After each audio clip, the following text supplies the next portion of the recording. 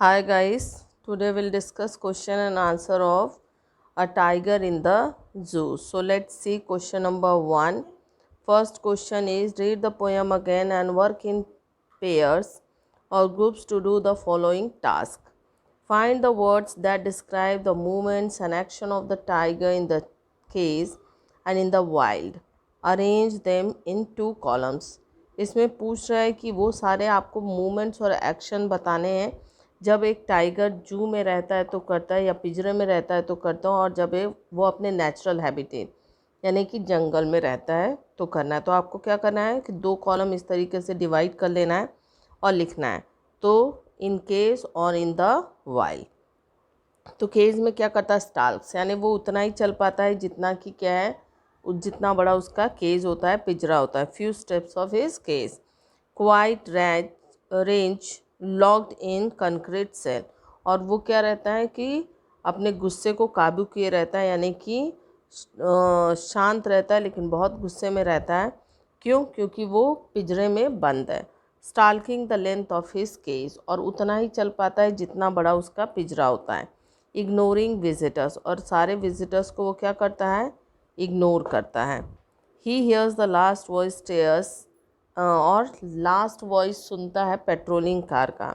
Stairs eight the brilliant stars, और next चीज़ क्या करता है, वो अपनी शाइनिंग यानी चमकीली आँखों से चमकीले तारों को घूरता है। जब वो जंगल में रहता है तो क्या करता है, तो लर्किंग इन शैडो, वो जो लंबी लंबी घास होती हैं, झुरमुट होते हैं, उनके पीछे छुपा रहता है, उनके छाए में। स्लाइडिंग थ्रू लॉन्ग ग्रास, या फिर लंबी लंबी घास के पास से धीरे धीरे सरकता है, गुजरता है। स्नालिंग अराउंड हाउसेस, जितने भी जंगल के किनारे घर हैं उनको क्या करता है, उन सब के जो हैबिटेंट्स हैं उनको स्नार्लिंग, स्नार्लिंग मतलब टेरराइज करता है, डराता है। बेयरिंग हिज वाइट फैंग्स, अपने पहने पहने वाइट टीथ और क्लॉज दिखा करके, और टेरराइजिंग द विलेज, यानी कि पूरे गांव वालों को गुर्रा करके डराता है। Next question you see, find the words that describe the two places and arrange them in two columns. Same way इसी तरीके से करना है। आप देखेंगे कि ऑलमोस्ट आंसर क्या है, सेम है।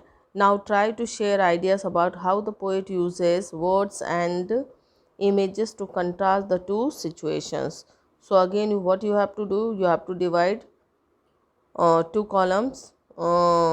एक में लिखना है केज और दूसरे में लिखना है वाई। अब जब वो केज में रहता है तो क्या करता है, तो few steps of his cage, जितना बड़ा उसका पिंजरा होता है उतना ही चल पाता है। लॉक्ड, बंद रहता है, कहाँ पर, कंक्रीट सेल में, यानी कि बिल्डिंग मटेरियल्स के सेल में। बिहाइंड बार्स, और यानी कि छड़ के पीछे बंद रहता है, यानी कि आप कह सकते हो जैसे जेल होता है वैसे बंद रहता है। इग्नोरिंग विजिटर्स, विजिटर्स आते हैं तो उनको इग्नोर करता है। और पेट्रोलिंग कार, और केस में क्या रहता है कि वहाँ से पेट्रोलिंग कार गुजरती रहती है। वाइल्ड में क्या होता है, शैडोज़ होते हैं, यानी कि जंगल में थोड़ा अंधेरा टाइप होता है, लंबी लंबी घास होती है, वाटर बॉडीज़ होते हैं। प्लम्प डियर, यानी कि मोटे ताजे डियर्स होते हैं। जंगल के किनारे घर होते हैं और गांव वाले होते हैं। Okay, so next see next question. Notice the use of word repeated in lines such as these. On pats of velvet quiet in his quiet trench, and stares with his brilliant eyes at the brilliant stars. What do you think is the effect of this repetition? तो सबसे पहले तो repetition क्या होता है, तो repetition एक poetic device है, या you can say literary term है। ठीक है, तो this repetition is a poetic device used by the poet in order to increase the intensity of tiger's rage and his helpless silence.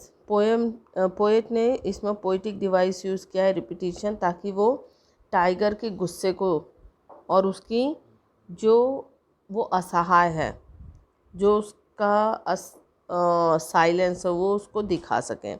Velvet quiet refers to the quiet velvet pads of the tiger, और जो पहली बार velvet quiet word use हुआ है वो उसके गद्देदार पंजों के लिए यूज़ हुआ है। क्योंकि जब वो चलता है तो उससे कोई आवाज़ नहीं निकलते। Which can not run or leave. They can only walk around the limited space in the cage. और वो अभी ना तो चल सकता है न छलांग मार सकता है। क्यों? क्योंकि वो पिंजरे में बंद है और पिंजरे के लेंथ के अकॉर्डिंग ही वो चल सकता है। The use of quite range symbolises the anger and felicity. और सेकेंड टाइम में जो क्वाइट रेंज यूज़ हुआ है, इसका मतलब है कि वो क्या है कि वो बहुत गुस्से में है, लेकिन अपने गुस्से को भी उसने क्या किया है, कंट्रोल किया है, क्योंकि वो इस वक्त हेल्पलेस है। That is building up inside the tiger and it wants to run out into the forest and attack a deer, but the rage is quiet because it is locked in the cage and is helpless। और वो जंगल में जाना चाहता है, शिकार करना चाहता है, लेकिन हेल्पलेस है क्योंकि वो सेल में बंद है। ओके, नाउ सेकंड पॉइंट देखते हैं। And stares his brilliant eyes at the brilliant stars. तो ब्रिलियंट 2 बार यूज़ किया गया है। ठीक है, the repetition of quite has thus brought immense beauty to the poem. ऊपर ये लाइन समझाया हुआ है मैंने।